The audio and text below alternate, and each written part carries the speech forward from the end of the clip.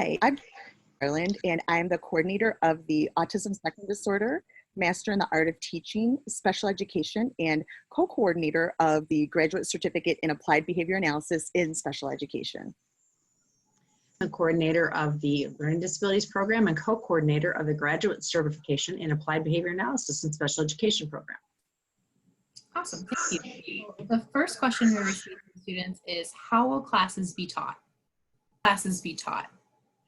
Classes will be taught in an online and hybrid format. Online courses may have synchronous and/or asynchronous sessions in addition to the online content. Hybrid courses are online, aside from the face-to-face dates, which may be taught in a Zoom format, usually 1 to 2 days per month. The dates are typically listed in the course catalog, on the course syllabus, and certainly within Canvas. What will classes look like? Okay, classes will be taught in the online or hybrid format. Online courses may have the synchronous and/or asynchronous sessions in addition to the online content, as mentioned previously. Hybrid courses are online aside from the face-to-face dates, which could also be during a Zoom meeting, and they're usually held 1 to 2 days per month. The dates are typically listed in the course catalog, on the course syllabus, and within Canvas. Great, thank you. Question again is, how many credits should a student take? Well, the number of credits is going to vary based on a number of factors, such as whether the student is working full-time, what family obligations they may have, if the student has a required number of credits that they must take in order to maintain financial aid, the student's individual learning style, and so forth. And students were also curious what classes they should take each semester, or where they could, who they could meet with to know what classes they could take each semester. Okay. The answer to that depends upon which endorsement you are pursuing. There are course guides that correspond with each program that you can find in the SVSU course catalog, stating exactly which courses must be taken to earn the endorsement which you are working toward. There are core special education classes that all students take, and from there students branch off to take the courses that will lead to an endorsement in their area of interest, as well as an area in which they plan to teach. And people you might want to be in contact with, the first one would be a meeting with Kathy Lopez, our certification officer and advisor, who typically plans the courses of study. There are also course guides that correspond with each program that you can find in the SVSU course catalog, stating exactly which courses must be taken to earn the endorsement. And Mary? Oh yeah, when you meet Kathy, she will typically work with you and use a printed copy of one of the aforementioned course guides that Dr. Entzminger mentioned. Kathy is going to give you a copy of the course guide that you worked on together for you to keep and refer to for future reference on your professional education journey. Thank you. In your opinion, what are the most difficult aspects of the program? That is going to depend on each individual and their learning styles. For some, written assignments may pose the most difficulty, while others may find hands-on learning, such as the field experiences, the most challenging. The higher level advanced courses will require both pedagogical knowledge and proficiency in the application of evidence-based practices with learners in various settings and at different age and developmental levels. Traditionally, student teaching is considered one of the most demanding courses within the bachelor's level, and the capstone courses, TE 620 and TE 621, are considered the most challenging within the Master in the Art of Teaching Special Education. They're also the most rewarding in virtually everyone's opinion. We just get amazing feedback from all of those courses. So where you experience some of the most challenge is often and conceivably where the most growth happens. So that's actually pretty exciting. In our new graduate certificate in applied behavior analysis and special education, studying to prepare for the board certified behavior analyst exam and taking the exam itself is likely going to be one of the most difficult aspects. In order to provide additional support, we will be offering a weekly study group for that program that we strongly recommend students pursuing the grad certificate in ABA to take. It's going to be offered via Zoom and face-to-face once per week on Wednesdays from 4:45 to 5:45 starting this fall. And it can be used towards sketches and CEUs for those that need them. That came up is who can be identified as a resource within the program for students?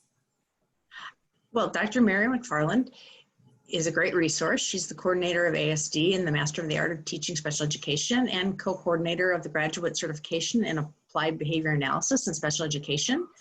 Professor Megan Cox, Professor Christy Owens, Professor Jessica Johnson, and Professor Jennifer Woods are our adjunct faculty and community partners, and they're integral resources within the special education program.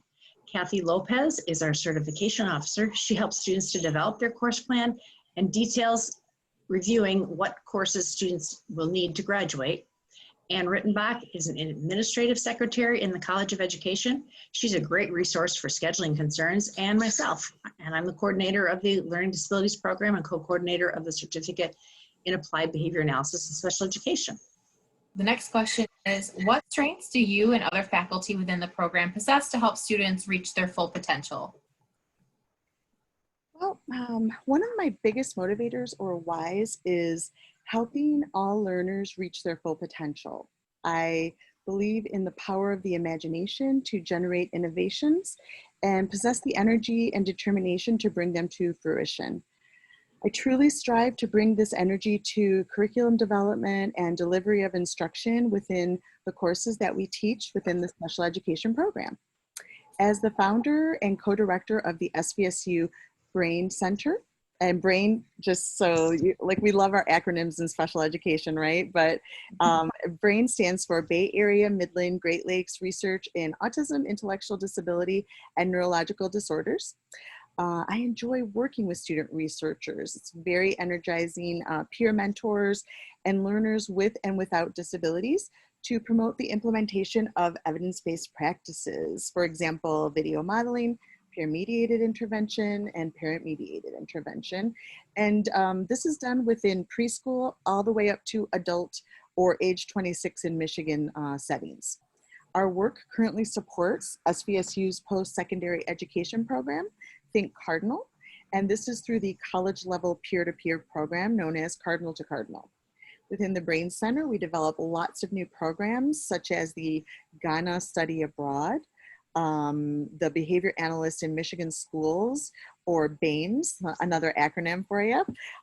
We support growing programs, Think Cardinal, and we partner with registered student organizations such as Cardinals for Special Olympics and engage community partners such as the Living and Learning Enrichment Center, and they are in metropolitan Detroit, the Midland County Educational Service Agency, and Saginaw Intermediate School District.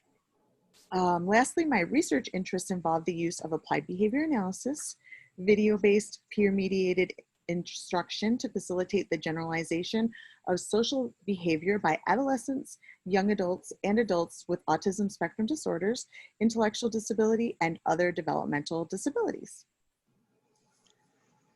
I believe that some of the strengths that you'll see in people teaching these courses are the ability to collaborate. We collaborate well, we work hard together, and we have a lot of fun doing so. We also have a huge willingness to meet student needs, provide as well as receive feedback, and provide all kinds of accommodations for students' questions. My interests lie in assisting and researching students who learn differently. Some of my research interests also lie in the area of reading comprehension. I'm a certified dyslexia specialist, professionally certified educational therapist, and have over 20 years of experience working with children with diagnosed learning disabilities, as well as children with accompanying disabilities such as autism. And so many of my interests lie in these areas as well. Student is successful in the program. Do you recommend that they continue on for a PhD or any other continued education? Well, the answer to this question depends upon the plans you have for your career. I would suggest that you start working in a school and start using what you have learned and making applications before you make that choice. Because sometimes what you learn in that school and what you do with students, what you do with colleagues, what you do with peers, also may guide what you choose to do, whether you choose to continue for a PhD, whether you can choose to stay doing what you're doing, or whether you choose to go into administration. So I guess it just depends upon what your passion is and what you feel called to do. I agree completely. But I would also say that, for some, a PhD is something that they've already begun aspiring to as an undergrad. So if you feel called toward higher education at the onset of your education, or even as you learn more within your time here at SVSU, you might want to consider becoming involved in the research and learning taking place within the SVSU Brain Center that we mentioned previously. Dr. Entzminger and myself would be happy to speak with you about our current projects and ongoing initiatives, so please don't hesitate to reach out to us.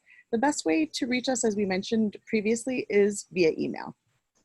All right. So my last question is, what employment opportunities do you see most people getting after graduation or even while they're studying? Okay, in the learning disabilities endorsement, teachers are most often seen in schools working with students. There are also standalone centers in which a teacher could tutor after school, should there be that desire as well. In the cognitive impairment endorsement, most of the employment opportunities are seen in school resource rooms or self-contained classrooms. There are other opportunities as students age to adulthood in which you could participate. Absolutely. And for the ASD endorsement, one of the most well-known career paths a person interested in working with children with autism can choose, becoming a special education teacher, is also one of the most rewarding. Special education teachers with an ASD endorsement are trained to work with children who experience a vast range of extraordinary needs, including developmental, physical, emotional, and learning-based needs. A board-certified behavior analyst specializes in observing the links between a child with autism's behavior and his or her environment in order to bring about behavioral changes. Using applied behavior analysis, which is one of the most successful intervention methods used in the treatment of individuals with ASD, a board-certified behavior analyst, or BCBA, works in schools, agencies, medical facilities, and in homes to provide group, family, and one-to-one therapy and support for individuals on the spectrum, reinforcing behaviors that ultimately lead to increased independence and, most importantly, improved post-secondary outcomes.